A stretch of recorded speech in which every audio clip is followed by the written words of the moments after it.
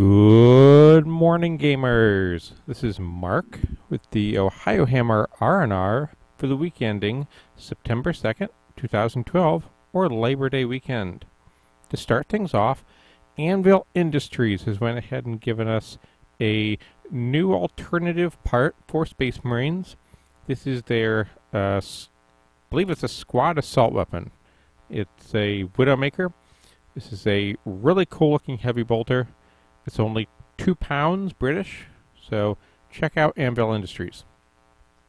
Next up, Back to Basics has come out with a new form of their paint holder. This is a preview pick, guys. It is available in both the MDF and the acrylic. I believe that these are Vallejo style bottles are shown here. I have not seen anywhere where they've mentioned what bottle sizes that they are making this for, but back to basic stuff. I really wish I could get a table made up with these. With them coming from Australia, of course, the shipping can get a little pricey, but it might actually be worth it.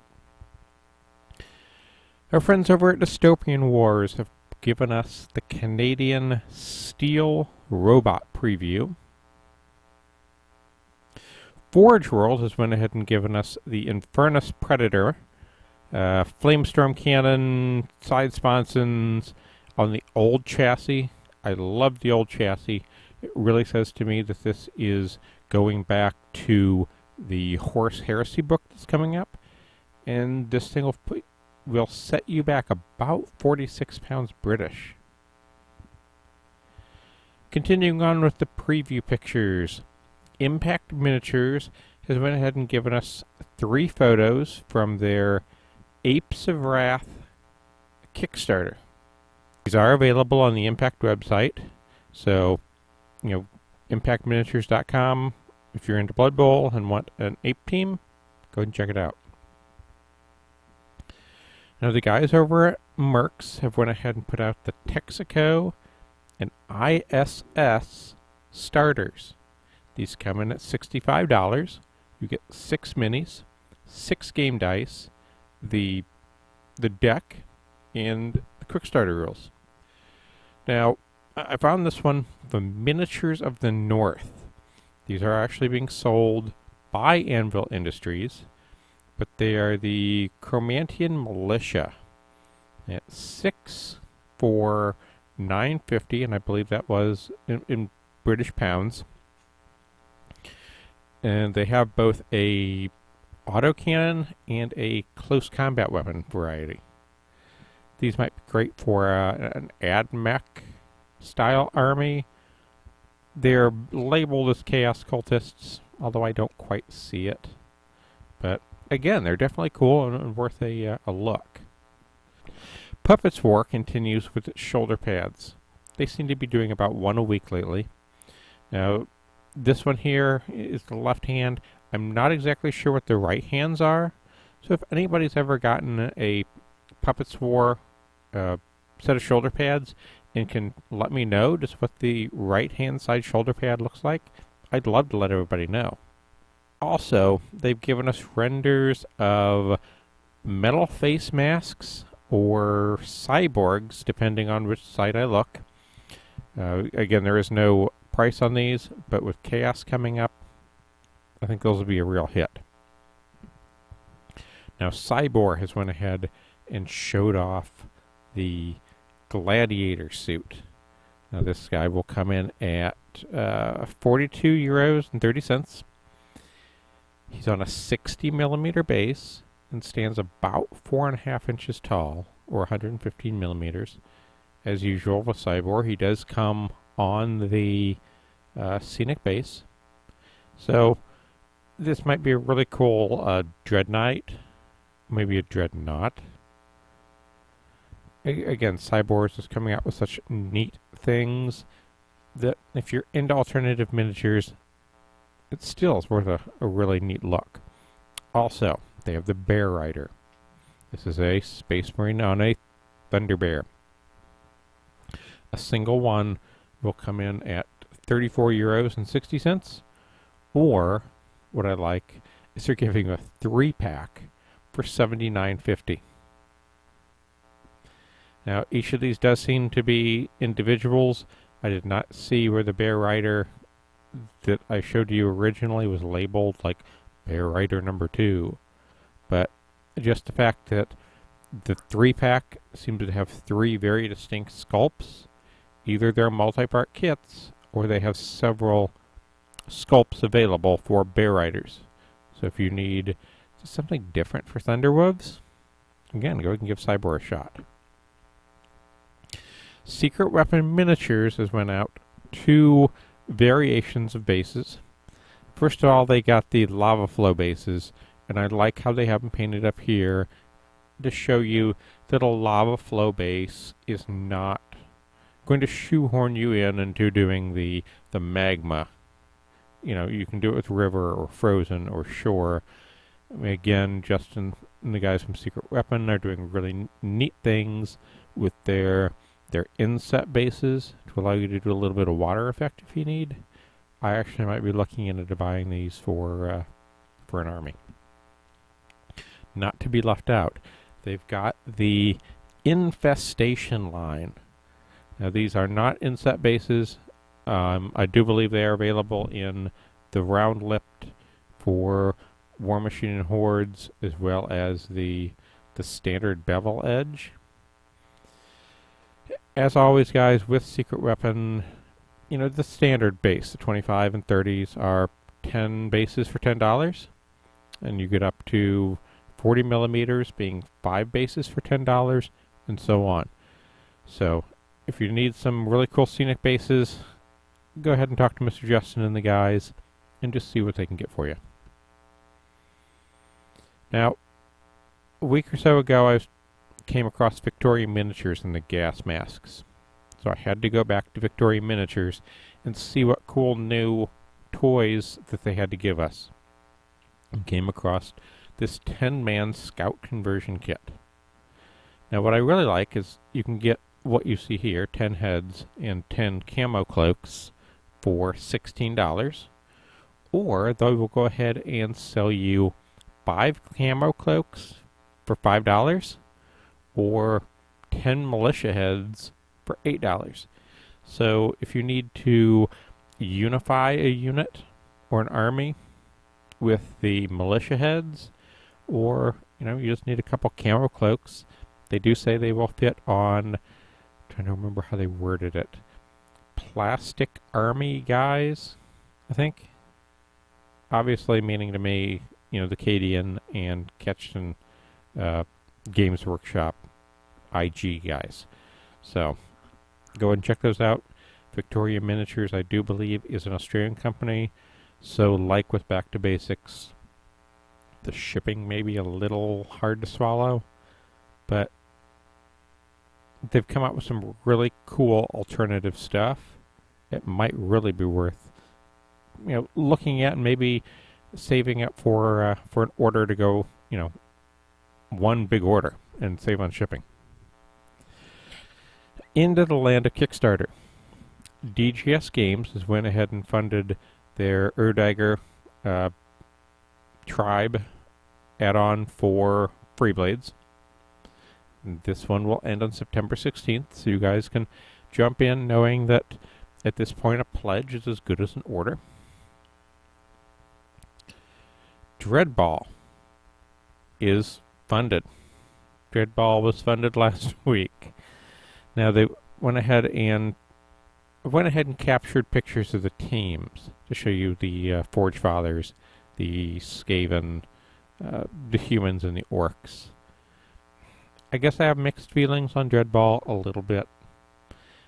Jake Thornton did go ahead and put out a blog post on how Blood Bowl and Dreadball were being compared a little unfavorably. I believe the title of the blog post was like The Elephant in the Room, but I could be mistaken. And I do understand where Mr. Thornton's coming from, that a lot of the mechanics in a sports game are going to all be done the same way. But I don't know, Dreadball is just not something I've quite got my head around. So it'll be something I touch on, but not, you know, jump up and down on the couch Tom Cruise style. Moving on to something I am jumping up and down on the couch Tom Cruise style, Dreamforge. There's Something Wicked This Way Comes Leviathans. Now, they've went ahead and given us an exclusive miniature in metal for anybody who's went, I believe it was $30 or more on the Kickstarter. They've went ahead and given us a pledge any 3 arms, get the 4th one for free. As far as the stretch goals, you guys have been knocking them down left and right. So we've already got the potential to buy the Beowulf Artillery and the Grendel Siege Gun arms, the Nova Cannon arm. The stretch goal for the 4.5 inch tall Leviathan Crusader has been unlocked, which I think is just cool. I mean, this would be a great, maybe Dread Knight. You know, if you don't want to go with the full size kit, I believe this one's only $44. So, again, definitely something to look into for Dreamforge. Also, they've given us, well, you guys have given us the Hell Cannon. Now, the next one to be unlocked will be a left-handed Ripper Saw for close combat, the left-handed Mauler Claw, and then the $90,000 stretch goal is the Chaos version, the Leviathan Mortis. Now, we are currently at 75,000. So like I said, the Ripper Saw is the next unlock. But this one ends, guys, September 16th. I think all this is very doable and more. Now, moving into Fantaside. I told you guys last week that this was the Rick Priestley, Andy Chambers, Alessio Cavatore, bring any fantasy model you have, skirmish level game. Now, this one is ending September 11th and has $1,600 to go. So I think it is very doable, but if this is something you guys are interested in, go ahead and jump in now. Because, you know, if we don't support it, it may not be around. And here we go. Relic Knights. This game, it's always amazing to me to look back into the photos of last week's R&R and try to figure out where we have come from. And from last week, $160,000 as we into this Kickstarter. So we went ahead and unlocked the boost level 2, giving us such wonderful things as the Black Diamond Ninja Team and Codex Ertogen and his slightly inappropriate behavior. Iron Chef, the original version for the Star Nebula Corsairs. We went into boost level EX, giving us a questing knight for every faction. So Zenaida, Leopold, Suicide Queen and Rollo, the Star Nebula Corsair figure with his parrot, which is a brand new figure. We've also unlocked something I am just amazed at when I saw this. Penny Arcade had went ahead and jumped in to Zombicide, allowing Zombicide to make up the Cardboard Tube Samurai. This time, Mike and Jerry, in their egos of Gabe and Tycho, have allowed Relic Knights to go ahead and bring them into the bring Penny Arcade into the Relic Knight universe. Wild Space Gabe for the Star Nebula Corsairs, and his Cypher Merch, who collects torsos, as well as Codexer Brahe with his Codex, or his Cypher FF9000. The Penny Arcade guys are add-ons. I don't believe, though, I believe that they are Kickstarter only. That they'll go ahead and cast as many as they need for Kickstarter and a handful of extras, but Kickstarter will be the only place to get these guys. We've also unlocked Cosplay Isabeau. And then we've dropped into the EX Plus line. Now, what these will do is these will add miniatures to the purchased add-ons. If you go ahead and purchase for the Black Diamond, the Diamond Assault Suit, which is that, looks like a 6-inch tall, 80-inch base mecha, you will get a squad of breakers. If you buy the No Beastmaster, you will get an additional 2 dogs, and so on. So, while not a boost necessarily to people who just pledge at $100, but this allows you to get just something extra. Now, for the last couple boosts, and this one drew a little bit of fire on the comment section. They went ahead, well, we went ahead and unlocked Princess Malia and Tom for Super Dungeon Explorer, as well as the next level we're going to unlock is Calico Kate and Scully for Super Dungeon Explorer. And again, this has drawn a little bit of criticism on the boards, but you know, overall, these are special edition miniatures. So, you know, if you want them, each of the levels comes with 2, 4, 6 for free. You can go ahead and choose those. If you don't want them, just leave them on the table. It's not a big deal. Also, we've unlocked what they're calling the Omni base package. Originally, they were going to give us a metal decking base insert. It was like 180, 250s, and 4 40s and 6 30s or something that wasn't quite going to do an entire force. 400,000, we've unlocked Omni bases, which will be the scenic base for every figure we get. Which at this point, I think if you're going in at even at the Savior level, it's like 80-something figures. So that's Relic Knights. The next unlock after the Calico Kate and Scully will be more of the starter set minions. The Librarian, the Pace Robot, the Breach Cannon for the Corsairs. So again, guys, Relic Knights ends in 1 week. Pretty much 1 week from right now. I believe it's 9 o'clock on September 9th. So if this is something you're interested in, jump on it. And with that, guys, this has been Ohiohammer RnR, and I will see you next week.